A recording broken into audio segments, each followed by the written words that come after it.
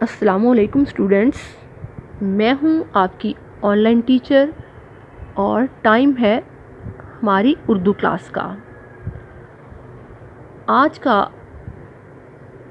ہمارا عنوان ہے، آج ہم کریں گے تخلیقی لکھائی، اور تخلیقی لکھائی میں جو ہمارا عنوان ہے، ہمارا ٹاپک ہے، وہ ہے ہماری زمین، ہمارا ماحول اور ماحولیاتی آلودگی یعنی پولوشن۔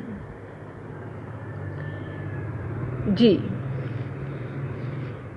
بیٹا، یہ حسین و جمیل، رنگ برنگی، خوبصورت نظاروں سے مزین دنیا اس رب کائنات نے بہت پیار سے اور بہت محبت سے ہمارے لیے بنائی ہے۔ یہ خوبصورت نظارے، یہ پہاڑ، وادیاں، آپ نے اس کے کسی بھی نظام پر غور کیجئے، ہر چیز، ہر جگہ مکمل، ہر ایک اپنی جگہ مکمل نظام، خواہ وہ پانی سے بادل بنانے اور بارش برسانے کا نظام ہو یا بیج سے درخت بننے کے مراحل ہوں، خوبصورت پرندے، ایک کیڑے سے خوبصورت رنگ برنگی تتلی بننے کا مرحلہ، خوبصورت پرندے، وادیاں، ستارے، کائنات۔ کیا آپ نے کبھی سوچا ہے کہ اس نظام کو چلانے والا کس بات سے خوش ہوتا ہے؟ وہ کیا چاہتا ہے؟ فرض کریں بیٹا، آپ ایک تصویر بناتے ہیں، کوئی خوبصورت پینٹنگ بناتے ہیں اور کوئی اسے خراب کر دے، تو کیا آپ کو یہ بات اچھی لگے گی؟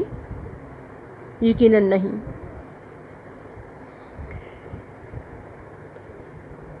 اب ہم دیکھتے ہیں سب سے پہلے کہ یہ ماحول کیا ہے۔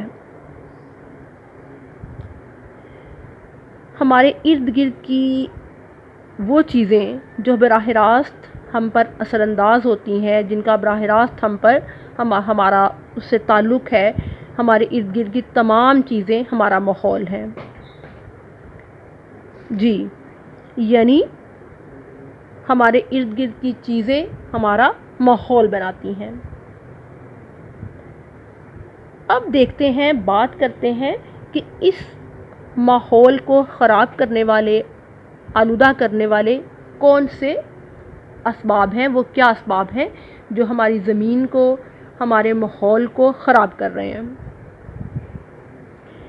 اس میں سے جو دو بڑے اسباب ہیں، اس میں سے ایک کارخانوں اور فیکٹریوں سے نکلنے والا دھواں ہے، جو مسلسل ہماری فضا کو، ہماری ہوا کو آلودہ کر رہا ہے۔ اس کے علاوہ کئی فیکٹریوں اور کارخانوں کے زہریلے مادے پانی میں شامل ہو کر اسے، یعنی ہوا کو، ہمارے ارد گرد کی فضا کو، جہاں ہم سانس لیتے ہیں، اسے خراب کرتے ہیں۔ ماحولیاتی آلودگی کی اقسام کے بارے میں ہم بات کریں گے۔ ماحولیاتی آلودگی کو ماہرین نے مختلف اقسام میں تبدیل بتایا ہے، مختلف کیٹیگریز ہیں، جیسے آبی آلودگی اور زمینی آلودگی، فضائی آلودگی اور شور کی آلودگی۔ اب باری باری ہم ان سب عوامل پہ غور کریں گے۔ بیٹا، آب کہتے ہیں پانی کو، اور آبی آلودگی پانی کی آلودگی۔ انسانوں کے پھینکے ہوئے کچرے، فیکٹریوں سے نکلنے والے زہریلے مادوں، اور وہ جہاز جو پانی کے جہاز ہیں اور ساحل پہ رکتے ہیں، لنگر انداز ہوتے ہیں، ان سے نکلنے والا تیل اور دوسرے جو کیمیکلز ہیں، جب وہ کسی حادثے کی وجہ سے یا کسی وجہ سے پانی میں شامل ہوتا ہے تو سمندر اور دریاؤں کا جو صاف شفاف پانی ہے وہ آلودہ ہو جاتا ہے، جس کی وجہ سے انسانوں کے ساتھ ساتھ جو آبی حیات ہے، آبی جانور ہیں، ان کو بھی بہت شدید نقصان پہنچتا ہے۔ اور اس کے علاوہ جو میٹھے پانی کی جھیلیں اور یہ صاف پانی جو ہے وہ قابل استعمال نہیں رہتا۔ اور اب ہے زمینی آلودگی۔ بیٹا آپ دیکھتے ہیں کہ جو کوڑا کرکٹ اور پلاسٹک کے شاپر اور جگہ جگہ جو ہم کوڑا پھینکتے ہیں وہ ہماری زمین کو مسلسل آلودہ کر رہا ہے، اور زمین پر گندگی کوڑا پھینکنے اور صفائی نہ کرنے کی وجہ سے جو بڑھتی جا رہی ہے، کوڑے دانوں کا استعمال نہ کرنا گلے سڑے کوڑے پر مچھروں اور مکھیوں کی افزائش کا سبب بنتی ہے۔ مختلف جراثیم پیدا ہوتے ہیں جو کہ بیماریاں پھیلاتے ہیں، اور ہم انسانوں ہی کو ان یعنی بیماریوں کی وجہ سے جو صورتحال نقصان دہ صورتحال کا سامنا کرنا پڑتا ہے۔ جی، اس کے علاوہ فضائی آلودگی، جو خراب گاڑیوں کا دھواں، فضا میں مختلف قسم کی گیسوں کا ہونا، دھوئیں کا آلودہ جو دھواں ہے جس میں کہ نقصان دہ گیسز ہوتی ہیں، مضر صحت گیسز ہوتی ہیں، ان کا شامل ہونا، اور گاڑیوں سے نکلنے والا دھواں فضائی آلودگی کا سبب بنتا ہے۔ شور کی آلودگی، جیسا کہ ماہرین کہتے ہیں کہ بتاتے ہیں کہ ہمارے جو کان ہے ایک خاص فریکوینسی تک جو آواز ہے وہ برداشت کر سکتے ہیں۔ ٹریفک کا شور ہمارے کانوں پر بری طرح اثر انداز ہوتا ہے، اور اس شور کی آلودگی سے ڈپریشن جیسی بیماریاں پیدا ہوتی ہیں۔ یہ تھے وہ یعنی آلودگی کی مختلف قسمیں۔ اب دیکھنا یہ ہے کہ ہم اپنے ماحول کو کیسے صاف رکھ سکتے ہیں۔ اس کے لیے بیٹا اویئرنیس، لوگوں میں آگاہی پیدا کرنا، انہیں بتانا کہ یہ مسائل، یہ آلودگی ہماری زمین کو کس طرح تباہ کر رہی ہے۔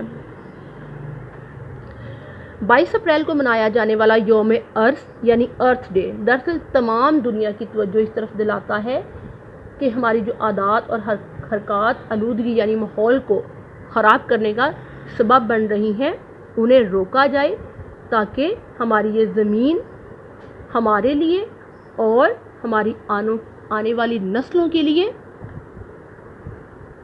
خوبصورت اور رہنے کے قابل بن سکے۔ ہم اس رب کی بنائی ہوئی دنیا کو ہر طرح سے استعمال کر رہے ہیں، اور اللہ تعالیٰ نے ہمیں جو وسائل دیے ہیں ہم ان کا بھی استعمال کر رہے ہیں۔ جیسا کہ ہم جانتے ہیں کہ اللہ تعالیٰ نے انسانوں کو اشرف المخلوقات یعنی ساری اپنی مخلوقات میں سے افضل بنایا ہے۔ اللہ تعالیٰ نے انسان کو اپنا خلیفہ بنایا، اور یہ عہدہ دے کر اللہ تعالیٰ نے اسے ایک اہم مرتبہ عطا فرمایا۔ اب دیکھتے ہیں کہ ہم ان نعمتوں کو، اللہ تعالیٰ کی ان مہربانیوں اور عنایتوں کا استعمال، ہمیں چاہیے کہ ان کا استعمال اچھے طریقے سے کریں، ان کی حفاظت کریں اور ان کا خیال رکھیں۔ جی، تو اس میں بہت سے اقدامات کرنے سے ہم ان مسائل پر قابو پا سکتے ہیں، اپنے ماحول کو بہتر بنا سکتے ہیں۔ بیٹا اللہ تعالیٰ نے جو چیزیں بنائی ہیں یعنی پودے، جانور، حیوانات کی گندگی، جب یہ زمین میں مل جاتی ہیں تو کسی خرابی کا سبب نہیں بنتی، یعنی اس سے کوئی مسئلہ پیدا نہیں ہوتا، یعنی یہ پتے اور یہ چیزیں جو ہیں بایو ڈیگریڈیبل ہیں۔ مثلاً زمین کے پتے درختوں کے پتے جب گرتے ہیں درختوں سے تو زمین میں دب جاتے ہیں، اسی طرح حیوانات کی گندگی اور مردہ جانور بھی ہیں۔ لیکن انسانوں کی بنائی ہوئی کچھ چیزیں ماحول سے مطابقت نہیں رکھتی، یعنی وہ ہمارے ماحول کے لیے نقصان دہ ہیں۔ مثلاً آج کل جو ہم پلاسٹک استعمال کرتے ہیں، پلاسٹک کے شاپر ہیں، وہ اگر ماہرین کے مطابق وہ اگر 500 سال بھی زمین میں دبے رہیں تو وہ مٹی کا حصہ نہیں بنتے۔ جب آپ نے کھدائی کے دوران دیکھتے ہوں گے عموماً راستے میں چلتے سڑکوں پہ کام ہوتے ہوئے یا کہیں، تو اگر پتے یا اور گندگی وہ تو زمین کا حصہ بن جاتی ہے، لیکن جو شاپر ہیں پلاسٹک ہیں وہ ویسے کا ویسا ہی رہتا ہے، اس پہ کوئی یعنی ماحول کی سختی، گرمی، سردی، ٹمپریچر کچھ بھی اثر انداز نہیں ہوتا۔ اور یہ پلاسٹک کے شاپر جو ہیں سب سے زیادہ گندگی کا اور سیوریج سسٹم میں خرابی کا باعث بنتے ہیں۔ جی، اور اس کے علاوہ وہ کون سے کام ہیں جن سے ہم اپنے ماحول کو صاف رکھ سکتے ہیں؟ جی، وہ ہے اہم کام۔ ایک تو پلاسٹک کے تھیلوں کا استعمال بالکل نہیں کرنا چاہیے، یہ ہمارے ماحول کو خراب کرنے کا سبب بن رہے ہیں۔ ایک اور اہم چیز، ماحول کو صاف رکھنے کے لیے درخت بہت ضروری ہے۔ ہمیں درختوں کو، جیسے کہ ہم نے مضمون میں بھی پڑھا تھا اہل زمین عدالت عالیہ میں، یعنی درختوں کا جو بے جا کٹاؤ ہے، ان کا کاٹنا وہ بہت زیادہ ہے۔ آپ کو پتہ ہے، جیسا کہ آپ جانتے ہو، درختوں کو زمین کا زیور کہا جاتا ہے۔